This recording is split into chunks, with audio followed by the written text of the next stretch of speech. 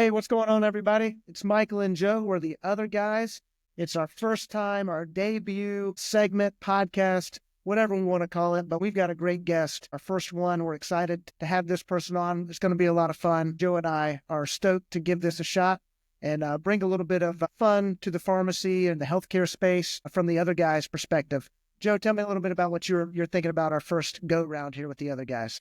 I'm just excited, Michael, to start this kind of new venture and present some of these pharmacists in the supply chain space or not, right? Anybody in the pharmacy industry that's interested in more of a free-flowing, low-key, fun hangout type of conversation, learning a little bit about what these people like to do outside of work, some of the conferences that they attend, what they like, what they don't like, just getting into some conversations that are enjoyable, one that you would have at the dinner table. Just really excited and to get this started and present the other guys. Love it, Joe. And our first guest is a name that many will probably recognize. She's doing some big things down in Orlando, Florida. It's Abbi Rowe with Advent Health. She's been a great friend to Joe and I, to a lot of us here at Quicksort, but we wanted to bring her on. We've got some fun questions for her. So we're going to have a good time here on our first episode of The Other Guys.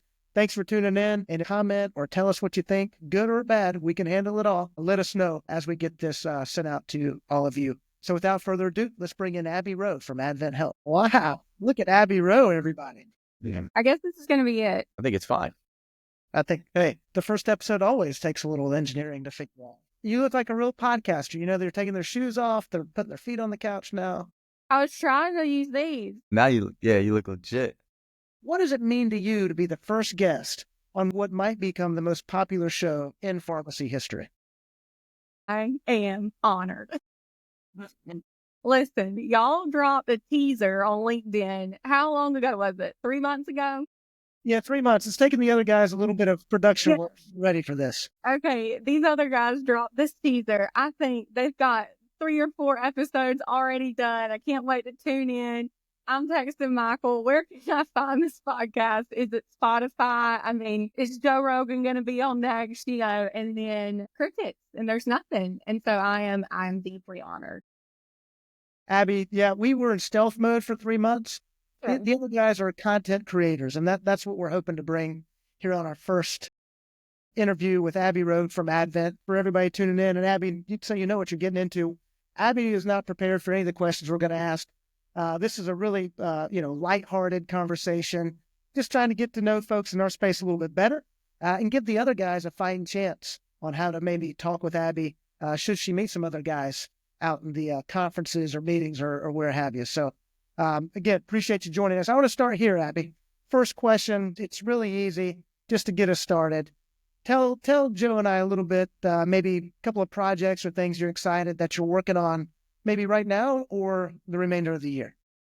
Yeah, so I guess top of mind is we are in the process of making a case for a new facility for ourselves. Michael, I know you got a chance to come down to Central Florida and see our current space. I am in a warehouse space that was really cool and is a great space, but we could do so much more if I had more square footage. And so we have been hard at work trying to put the best proposal we can together to try to get more space so that we can do cooler and provide newer services for the hospitals that we service here in Central Florida. So that's taken a lot of the time. The other thing that we're hot on right now is residency interviews. So I do a lot with the admin residency program, and we are in the middle of interview season, which is always a fun time of year. The match process is always a little nerve-wracking, so that's always something we look forward to in the spring as well. Got it. So growing a little bit, looking for some additional space. So I'm sure there's not an opportunity, but if you're another guy in real estate, hey, they're looking for a real estate agent to show them around Orlando and the Kissimmee area down there. You mentioned the residency program. I want to come back to the interview part of this because I got some questions around that. Okay. But you're heavily involved in the residency program down there at Advent Health. You do a lot with that. You do a lot of leadership, things of that nature. You know, when you got down to Advent, was that something that you aspired to want to get involved in? You knew that, or did you kind of grow your way into wanting to be involved in the residency program? I grew my way into it. When I came down, it was for residency training. And so if I said that was what I had in mind then, it'd be a lie because all I had in mind then was making it through the next rotation and then on to the next year. It's a grueling 2 years or 1 year, depending on what you end up doing. And so I was really focused on learning as much as I could and trying to figure out what I wanted to do next from a career perspective. There's all kinds of stuff that you can do in pharmacy that I don't think is front and center for people who are in pharmacy school all the time. So was really focused on learning more about my opportunities, learning more about supply chain. I kind of knew that's what I wanted to get into pretty early on. And then I think it's probably true for all pharmacists, certainly pharmacy students and residents. As you progress through, it's really embedded in you that you have to pay it forward, that it's important that you do the same things for you, that your mentors and your preceptors, that you do that for other people too. And so I kind of hooked into that. I don't know. I'm sure you guys wouldn't agree. I'm pretty opinionated. And so whenever you do have a lot of opinions and you like to be bossy, sometimes you find yourself in these positions where you end up taking on some of this stuff. So this is where I landed, but it's fun. It's really good. It's fresh, and it's helped me build a network of new practitioners that are all through the country. And every year we get a new group. And so it's fun. It's a fun part of the job. Well, sit tight on some of your opinions because we'll get to some of the more opinionated questions here in a little bit. You're doing a lot in the residency program. It's fulfilling some of the pay it forward stuff that you mentioned. Hey, Joe, maybe that should be our go-to mission now. The other guys continue to pay it forward for the other guys. We should look at that. But you know, this on the interview side of this, we were with somebody last week that was talking about interviewing residents. And do you like to ask very diligent and tough questions of these residents? What's your go-to question? What's the hardest question you like to ask? Or also maybe what was the hardest question you recall from your residency interviews? Give the people a little insight to how to prepare for Abbi Rowe interviews. Don't like to ask hard questions. I'm always like team candidate, and I'm just trying to like smile and nod and encourage them. Keep going. You're doing a good job. For all the ASHP folks who are out there listening, and you would know this if you weren't an other guy, Michael, but we use a standard set of questions for all of our candidates. So there's no sneak attack on anybody, but I like to ask the easy questions. Probably the most fun question we asked, and one that gets some fun responses, is if you were a superhero, what would be your superpower and why? And then we kind of reframe that and say, okay, if you had to highlight one of your strengths or one of your skills as a superhuman power, what would it be? Like something you already possess. So those kind of elicit some kind of fun answers sometimes. When I was coming through, I remember interviewing at then Florida Hospital and sitting in the interview with our residency program director, and we started talking about 340B, and I think he said something very vague about, okay, tell me everything you know about 340B. And I got really nervous. I talked really fast, and I think I said the handful of little facts I knew about 340B. And afterwards I sighed. I think I was like, whoosh. And he was like, what was that about? And I was like, you're asking me a lot of questions that I've never really thought about an answer to. These are not the questions that I had like scripted myself and prepared myself to answer. And he thought that was good. And apparently, it worked out. So I did all right. I know a lot more about PD now than I did then. Yeah. That's a tip for the other guys. You got to be on your feet. You got to slow down, let your thoughts catch up with you for a minute, and then be quick to your feet to be able to think of some things when you get thrown some curveballs out here. You gotta fake it till you make it. That's standard advice. But also, don't say things that you don't really know much about, because some people do like to ask those hard questions. And it sounds like that dose of honesty that you gave actually gave you extra points. Yeah, I think, and you guys do it well. People just want to interact with other people. Like, we're just humans, and so I think whenever you can just show that you're real and you're human and you're not an expert on every single thing, because I mean, who is? I think it goes a long way. All right. Well, here's another question for you. Okay. You guys got a great program, Advent Health. Everybody, that's a household name in the healthcare space. I think most people recognize that. Outside of how great you guys are at pharmacy and clinical aspects, why should somebody come to Orlando, Florida for the residency program? Well, Florida is great. It's perpetual summertime. It's February, and I had a boat day this past weekend. I mean, it's beautiful weather. A lot of people are big Disney park fans. That's not really me specifically, but it's in your backyard. But really, I would say, for residency, if people are trying to tempt you with things about the city, don't get distracted. Residency is hard, and you end up just working a lot most of the time. But Orlando's a cool city. There's fun stuff to do. We're about 45 minutes from the beach. Who doesn't love the beach? There's good food. There's good entertainment. We have some sports teams. They're not great right now, but there's always something going on down here. It's like the perfect size city. Traffic's not awful. And I can say that. I came from Atlanta where traffic is awful. So the big selling points on coming to Orlando: Disney's in your backyard, beach isn't too far away, traffic manageable, tickets to any sporting event aren't that expensive because the teams aren't all that great right now. Head on down. Boat days in February, lots of golf, guys, versus all around. Hey, seems like a destination to me. Why not spend a couple of years down there learning to be a pharmacist? Right? I love it. Now, staying on the residency theme for just a quick second longer, Abbi, we talked to a few of your residents. They shared with us that you love to come up with acronyms for awards. And there is an award that you came up with, POTY, I think it was, POTY. And, I think the other guys would really like to understand a little bit about what you're doing on these acronym awards and what POTY stood for and what you're doing to award these pharmacists down there. It's pretty funny.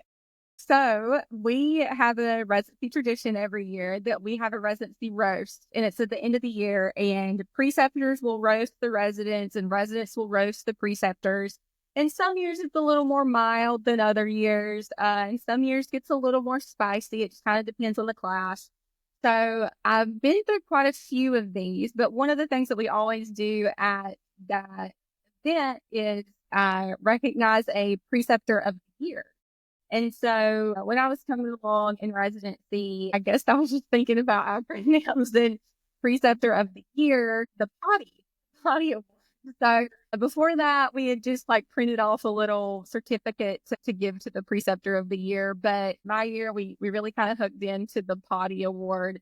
We got a little bronze toilet trophy to pass along to the preceptor of the year. And then we just add a little nameplate to it. So it's fun. And it was cool because I stayed for a while and then I left and I came back and they're still passing that POTY around. POTY Award's going strong. I've never won the POTY Award, but here's my official plug. Yeah, vote for Abbi. That'd be awesome. All right, so you got a little insight here on the POTY. I got to ask one other thing. Funniest roast that you can share to the audience that you've heard. Okay, we have one preceptor who I'm really good friends with, who is very involved in residency research, has won several best practice awards, both at the state and national level. And so she is very involved with our RB process. And so one time she got the resting IRB face award, which is funny, right? It was all in good fun, and she appreciated it. Gotcha. Well, this other guy right here for his next birthday is thinking about hosting a roast and having people come and roast me for my birthday. So I might get a few tips on how to structure this, because there's a lot of things people could say about this other guy right here. A roast is a good idea, Michael. That could be a lot of fun.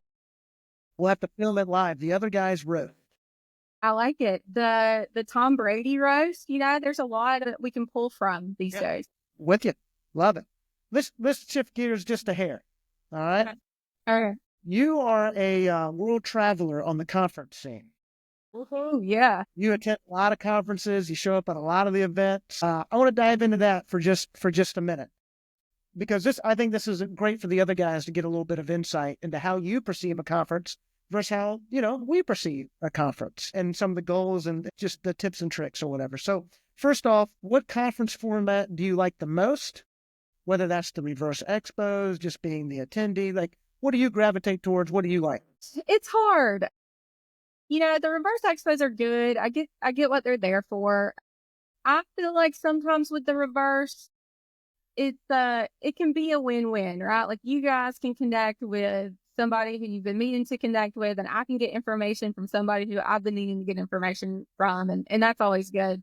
But lots of times there's misses in that. So like I have people, the reverses, come up to me and want to talk about things that are very specific to like our retail pharmacy or our mail order pharmacy. And I have no like purview in that space. We're a big company that's all managed by other people. And so I feel like sometimes that can get a little clunky. The Becker's conference recently did those panels, which I thought was interesting. That the fall conference was the first conference I've been to for Becker's, and the panel was interesting. It's nice to get different perspectives, but that also felt a little like I wanted to go deeper. So some folks would mention something really interesting, but we moved on to the next panelist, and it was like, wait, go back to that guy. That really resonated. So I don't feel like I have the conference like code, cracked. I think a lot of the magic is in the networking, and a lot of that just kind of happens naturally. Well, I say it happens naturally. It feels naturally on my side, but I have to remember that there's a lot of people like Michael out there who have their pharmacy slide decks with everybody's faces on it, and they know who everybody is. Hey, don't be giving away secrets on the other guys. Now, this is not a secret, telling session. Yeah, no, I think this is what the other guys need to know. So Michael actually has a PowerPoint deck. And it's the screensaver on their TV, and it just flashes pictures of pharmacy people. And then when he goes to these conferences and he sees you walk by, he knows your name. And he goes, there goes such and such from such and such place. I really wish we could talk to them. He probably knows like your kids' names and your favorite golfer or something too. Like shoe size too, I think, as well. Hey, Michael, the roast has already begun. It feels like it. I mean, it wasn't going to be until March, but let's just start at February. No problem. I love it. Michael was like, let's do a podcast. And I feel like he's just asking me a lot of questions, and I'm not really getting a chance to, Hey, you start your session anytime you want. Invite me on. No sweat. I'll be glad to come on. But yeah, I don't know what's perfect, but you had a good idea at the last conference, Michael. Which was what? For a conference setup, an idea for a good conference like flow. Yeah, if I start my own conference business, I want to hold on to that gym just for a minute longer. Fine. You're already telling secrets about the other guys and all those kind of things. So on the conference front, the Reverse Expo is good. You enjoy some of the Becker's format. Now, you mentioned folks come up to you, whether it's at a Reverse Expo, they're trying to connect with you somehow or another, right? Us other guys, we got to figure out that common connection. One thing I heard is, hey, even though this is your chance to talk to Abbi, maybe have a little perspective of what Abbi might care about. Come up to her with some of those thoughts. She'll point you in the right direction, it sounds like, if she misses. So that's a great tip, I think, for all of us. Now, with that said, the Reverse Expo is one thing, right? You're sitting at the booth. People get to come up to you.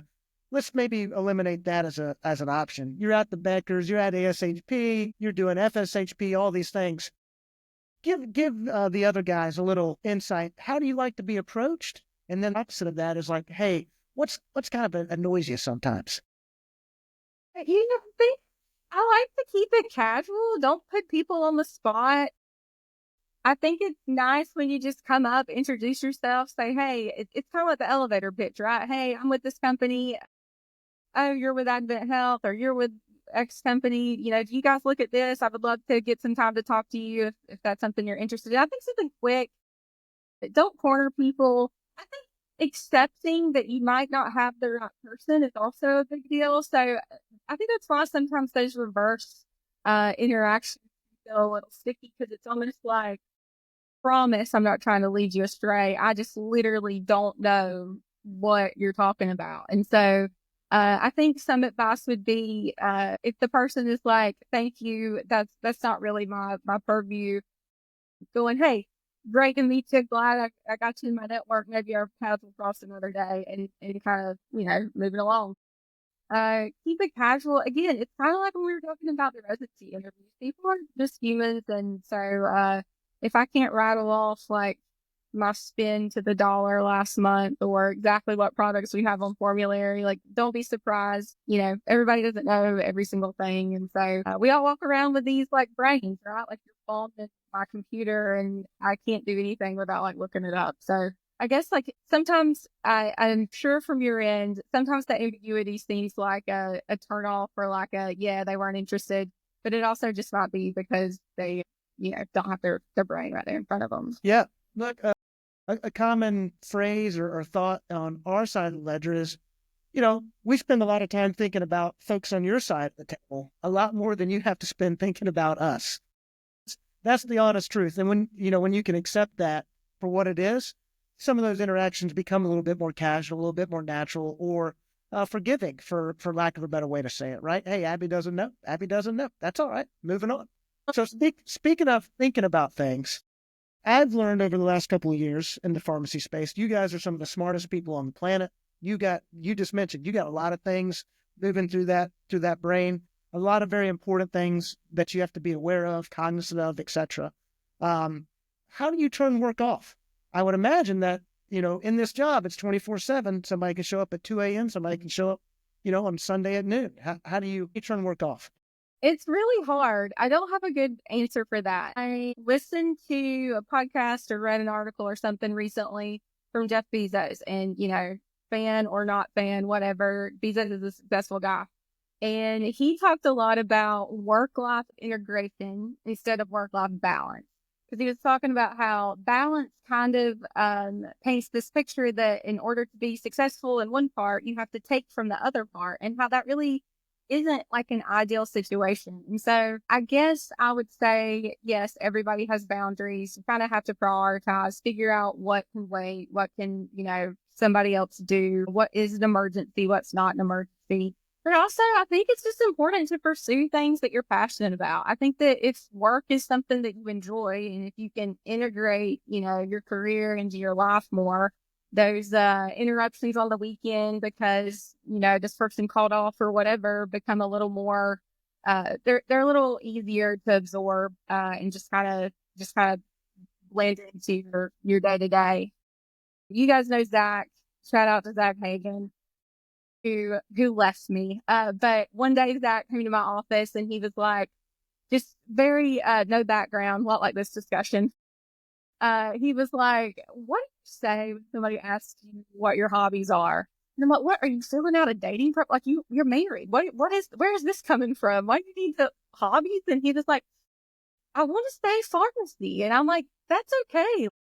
If in your spare time you are kind of researching what people are doing because you're legitimately interested in it, I think that's a good example of work-life integration. And that's the closest that a lot of us in healthcare, I think, will get to finding something. Gotcha. Yeah, fantastic. And that's important. I like that. If your hobby is work or pharmacy, it doesn't have to be all like, hey, what's going on at the hospital or what's going on in my job. Yeah, just like career, right? Or like leadership. Like if I'm sitting on my phone, I might scroll through, Instagram or whatever, but I'll stop on a LinkedIn article and be like, oh, I wonder what is going on with that, or what are these people doing? So. Gotcha. All right, last kind of pharmacy question here. You grew up in a small town in South Georgia, right? I grew up in a small town in Georgia as well. And, I was thinking, what was your perception of pharmacy growing up? If you had one at all, what's your perception of pharmacy now? How's that? Yeah. So in my youth, I knew nothing about pharmacy. I knew nothing about healthcare. Nobody in my family is in healthcare. For me, I knew that the pharmacist, we used a local pharmacy, not even a chain pharmacy. And every time we had a sniffle, my mom would go up there and say, hey, the kids are sick. They need some amoxicillin. And he would just give it to her without any prescription. And so I'm not calling any names on that. That's how the world worked in very small towns a very long time ago.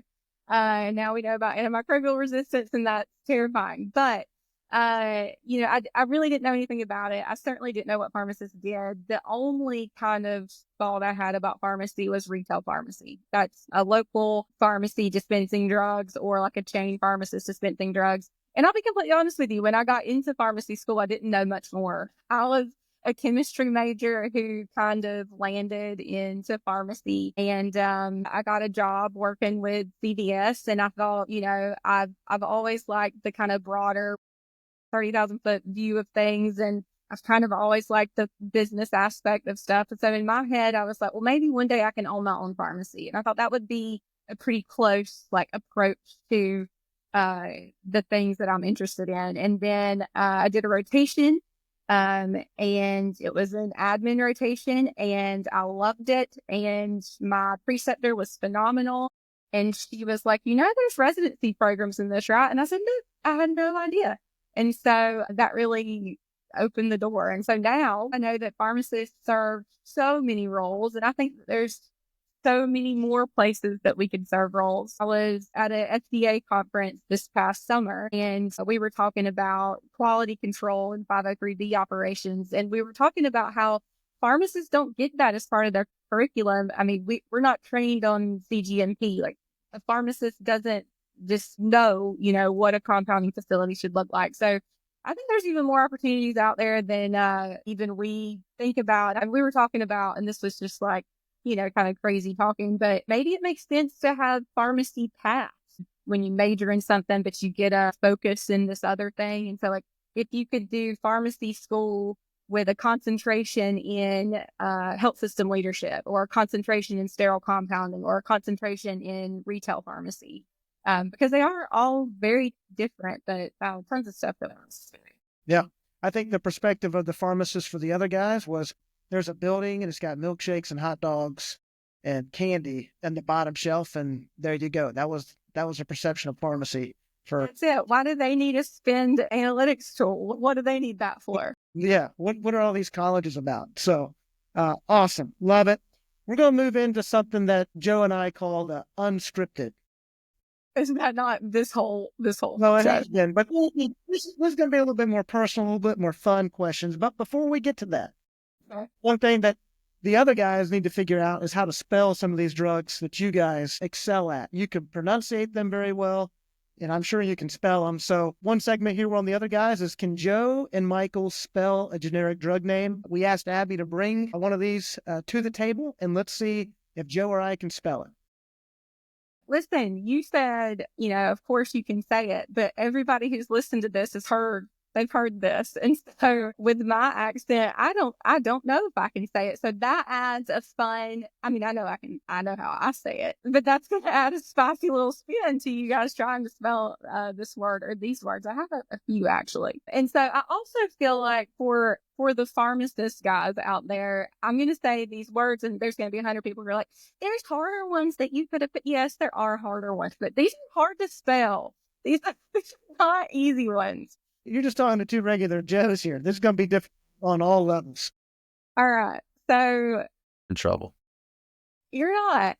This first one, I can never spell the right way, but you guys are just going to kill it. Okay. I'll start. I'll be the first, I'll be the guinea pig. Laugh. I'm not even going to get close. Fluorouracil. It's going to be FLUEROURICEL. I'm pronouncing it better than I could spell it. Now, Hoopin, so everybody knows for the other guys, Hoopin is a well-educated, Colgate University, big-time school up there in the Northeast. Health prep, academics are his thing. So I feel like he might get this one. Well, I feel like Joe just Googled it. What is it, Joe? Fluorouracil. We're going to sentence first. I wasn't prepared for that. I'm not prepared for this, and I definitely am not prepared for that. But fluorouracil, FLUOOURICIL.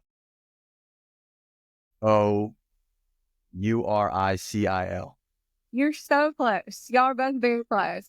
Okay, so you got past the part that the FLUO, just in my head, I can't, does not compute. I want to do like flower. I want to do anything but that, but it's FLUOROURACIL.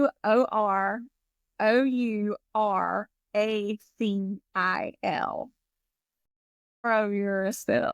All right, well. I didn't see that A in there. No, me neither. The A was fine.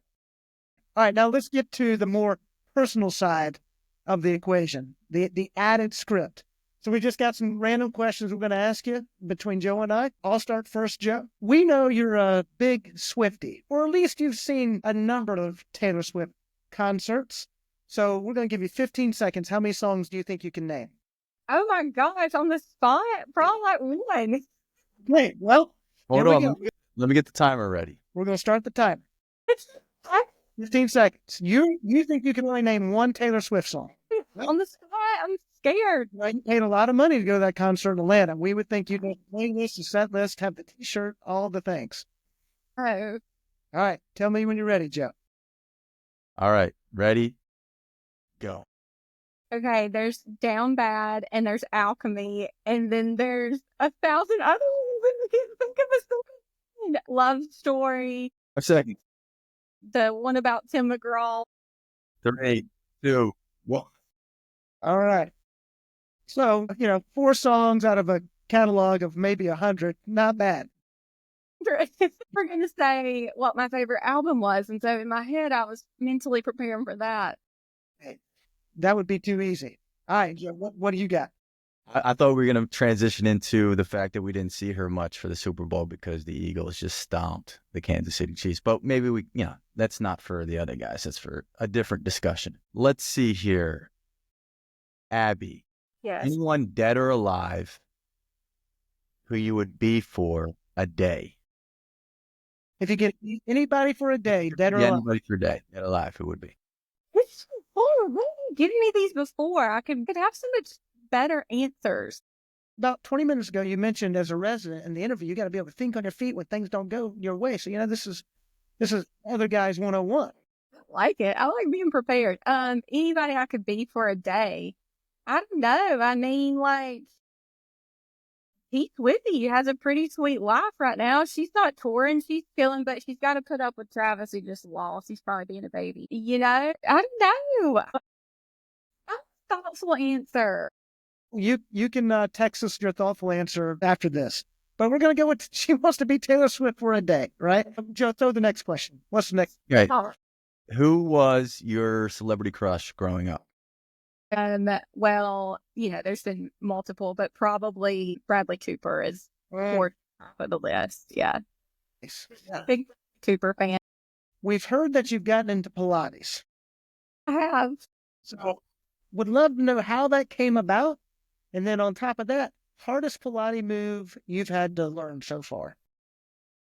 I probably wouldn't. We would have to talk about what they do because I can't remember what they're called. So yeah, I have a couple of girlfriends who are really into like fitness, wellness, and they work out all the time. They're always trying different stuff, new stuff. And one of them started doing Pilates, and she just she got stuck on it, like obsessed with it, was doing it all the time, and was like, just come. You're gonna love it. It's such a good exercise. You're gonna love it. It's so fun. And then finally the studio where she does Pilates had this intro sale thing, and I got in on a couple of classes and did it, and I loved it. It kicks your butt. You shake and you come home and you're sore. But all I could think about was, I think I can do that better next time. So I think it does a good job of like, you are in a class, you are getting instruction. I always had a hard time when I go to the gym and I'd be like, oh, I think that's probably good. I think that's probably enough weight. I think that's probably enough time. I think that's probably enough reps. But it's good to have the instruction, but it is really you versus you. So it's always, do this. And if that's easy, take it up a notch to this. And if that's easy, take it up a notch to this. So I think it mixes both well. And the moves are just doable enough. So you're like, I can do this. I think I can do that better. As far as the hard stuff, it's so much core, and that all of the like core workouts are hard, but a lot of the balance stuff is hard. Like, I'm shocked at how poorly I can balance, like on one foot for any amount of time. So the balance stuff gets hard for me. Next question, Abby. What is your go-to meal after work? Like, go to like what's real or like what's my favorite? So, I guess this changes probably for the most of us. It's like, you go through seasons of some of your favorite dishes that you have after work, after a long day of work. But if like, let's say present day, you get off of work this week, what are you craving? What would be your go-to dish? Lots of times I do sushi Friday. So I get real into these habits. And so Sushi Friday has been a habit for a while. There's a lot of good sushi here in Orlando. It's either going out for sushi or ordering in. I Uber Eats it way too much, but got a couple of good sushi spots that are the Friday treats. Are you now speaking of that real quick? This isn't a question, but my kids like sushi from Publix on Wednesdays, $5 sushi. I didn't know about that deal. Okay. Publix is, pretty prevalent down there in Florida. You need to check out a little sushi. You might have a Wednesday, Friday night sushi extravaganza on your hands coming up. And it is Wednesday. Publix doesn't sponsor us, but if you want to, please. But Publix, if you're out there. Come on by. All right. Next Taylor Swift, wait, we should plug all these people. Make sure you hashtag Bradley Cooper, Taylor Swift, Publix. We'll keep a list. Joe, throw one more question out there because I think the last question is going to be, might take a couple of minutes to work through. Okay. The next question would be, what does a weekend in Orlando look like for Abbi Rowe? So it varies, but generally I do a Pilates class on Saturdays and Sundays, and that's usually around noonish. So Saturday, typically, I try to get up. I like to go to the range, hit some golf balls. The weather has been very nice recently. So I get up, go by Starbucks, grab my iced coffee, only iced coffee, and their ham and Swiss croissant. Go to the range, hit a few balls, come home, chill for a little bit. If it's college football season, game day on Saturday is interrupts that range time sometimes. But since we haven't had college football in a while, go to the range, come home, Pilates class, and then I am boring usually and try to catch up on laundry, catch up on dishes, do kind of a reset. I try to do that on Saturday so that I can be really chill on Sunday. And then usually trying to, get into something on Saturday night, whether it's going out for dinner, catching up with friends, whatever might be going on. Sundays are similar. Usually skip the range on Sundays, but do a Pilates class. And then I've also gotten into going to the sauna. Yeah. So usually Pilates and then sauna on Sundays. I get a little sweat in. And then come home, chill. I've been on a really good meal prep kick. And so I am the kind of person who I can eat the same thing over and over. And I just don't care. Ease before all is kind of how my life tends to flow. So if something's there and ready and it's easy, I don't mind eating the same thing all week. Try to come home and meal prep. I would say go to the grocery store, but I've gotten real bad about ordering that in now too. And so, wait for that delivery. Abbi Rowe's getting into the wellness. A lot of wellness stuff going on with Abbi Rowe, which is great. You've let Joe and I know you've been getting into golf a little bit. This has become, you're an avid golf fan. Yeah. Well, let's start on one side of this. What got you into golf? How did you get it? That's really not a sport a lot of people migrate to at an older age, right? Especially now. Everybody's so, golf's dying, golf's dying. It's not dying. It was actually through being a bum and watching Full Swing. Plug for Netflix. Netflix, you're not sponsoring if you want to. So I kind of binged both Full Swing seasons reluctantly. I didn't think it was late. I was a late person to watch it. They were both out. And I was like, oh, let's just see what this is about. And then I just got in. I was like, that's kind of cool. And then it was during golf season and I turned on a few matches and it's exciting to watch. And so I love watching it. And then, the next step is always, well, I could do that. I understand you're taking some lessons every now and again. Is that true? Well, not really formal ones yet. I understand that that's my next step, but I don't feel like I'm good enough for a lesson yet. So I'll go to this range, and there will be people there giving lessons. And so I'll kind of listen to the things that they're saying. And I'm like, oh yeah, I'm not ready for this yet. So I feel like I'm pretty far behind picking it up so late. But I go with friends who give me pointers and stuff. So that's kind of lesson. In your early stages here. Yeah. You should get a lesson. You're never not good enough for a lesson. You should take that on and do it. But as you try and coach yourself, Yeah. what's the best part of your game on the range right now, and where do you think you need the most work? Well, Tiger has said, don't watch YouTube videos. Don't listen to these people. But I watch a lot of YouTube videos. Well, if the coach telling you not to, you should. But anyway, go ahead. I gotta pick up what I can. I've been told that you should start with your wedges because that's what you're going to use a lot. So as much as I would love to, take the driver out and just really grip it and rip it, I have been focused on the wedge game. And so I'm getting relatively comfortable with my 7. But that's like my most confident right now. And that's still pretty bad. I can't do anything consistently. It's really hard. And then I start going real fast because I'm like, oh, wait, I know what I didn't do. Let me fix that real quick. And then I forget something else. So I'm working on it. All right. Hey, the wedge game is a great place to start. Right? Very smart. What advice do you have for that, for what I'm doing? Get lessons? Get a lesson. Get the foundation built right for basically how you swing, because if you continue to practice bad habits, it's hard to break those bad habits. Very difficult. That's fair. Now, into golf, good things here. Let's talk about one of the more important sides of the golf discussion. You mentioned the word chemistry earlier. Yeah. And a golfer that I think that you got a lot of chemistry for is Rickie Fowler. Rickie's my fave. Like Rickie's Rick. your fave. I mean, just watch Full Swing. He's just the best one on there. Some of them seem a little, dare I say, pretentious. Not a golfer. No, not a professional golfer. But Rickie Fowler just seemed really like a normal guy, and he's good, but he's not too good, and he's humble, and I like him. He's got a little like spice with the fashion, he'll do something a little different every now and then. He's my fave. Did you like Rickie long hair, short hair? And did you see his camo outfit this past weekend in Phoenix? I did see the camo outfit. I was very upset that he withdrew because I just had to know that there were probably A couple more better days.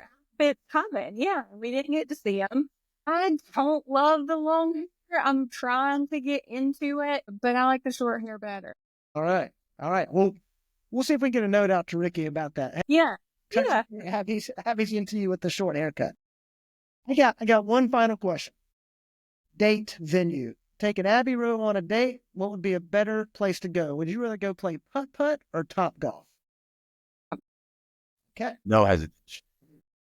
Don't love putt-putt, okay. What's Tiger's new putt-putt pop stroke? Is that what it's called? Yeah. Okay. Haven't tried it. Maybe really fun. Maybe, need to keep an open mind. Putt-putt reminds me of being on like vacation when you're a kid and going to some kind of like rundown putt-putt place and you've been in the sun all day.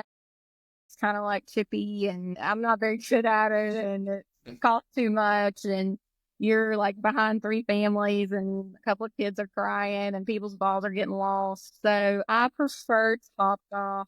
But I would keep an open mind. I got you. No, I get it. Nope. Who wants to go spend an hour with the clown's mouth and the windmill? No, that's not real. Go out there to Topgolf and hit some targets and have a good time. The Angry Birds game at Topgolf, that's much more real. Yeah. You get food, drinks served. Food, drinks. There's a TV. Yeah. Well, that kind of is the conclusion of our first kind of Q&A with our good friend Abbi Rowe here at The Other Guys. So if you're another guy, Abbi drops some good nuggets, bring some sushi to the Reverse Expos, take her over to Topgolf for a little, Angry Bird interaction. So thanks, Abbi. Let's see if I can make this happen. Question.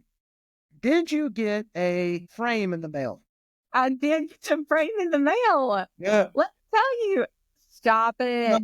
Coming on The Other Guys and being a good sport and hanging with us for a minute. We got you a Rickie Fowler poster after he won up in Detroit to go in that frame that was sent down to you. So we'll send this down to you for you to get put in that frame if you want to hang it somewhere at the house. Very very cool. Thank you, guys. It was okay. Real quick story about the frame. Very funny. Got it in. I order stuff off of Amazon all the time, but I was like, what is this? I don't think I ordered this. I have a friend who has sent me a gift on Amazon before, and a couple of months ago, she accidentally got some like face wash and like body lotion on Amazon, but accidentally still had me as the recipient. So I just got some like random face wash in the mail, and I was like calling my friend. I'm like, did you mean to order this for you? I don't think this is for me. She's like, actually, she told me. She was like, I accidentally sent my face wash to your house. She's like, it's a gift. You're welcome. I've already reordered it. So I automatically text her. I'm like, did you order a frame? And she was like, no, I don't know what you're talking about. Well, good thing you kept the frame. That's a nice treat to come home from that long day of work to see some face wash and a wooden frame and have a night. That was nice. Thank you, guys. Absolutely. Abby, thank you. Thank you, Abby. Great seeing you. Good catching up. Thanks for being part of the other guys. And we'll catch up with you real soon. Thanks, guys.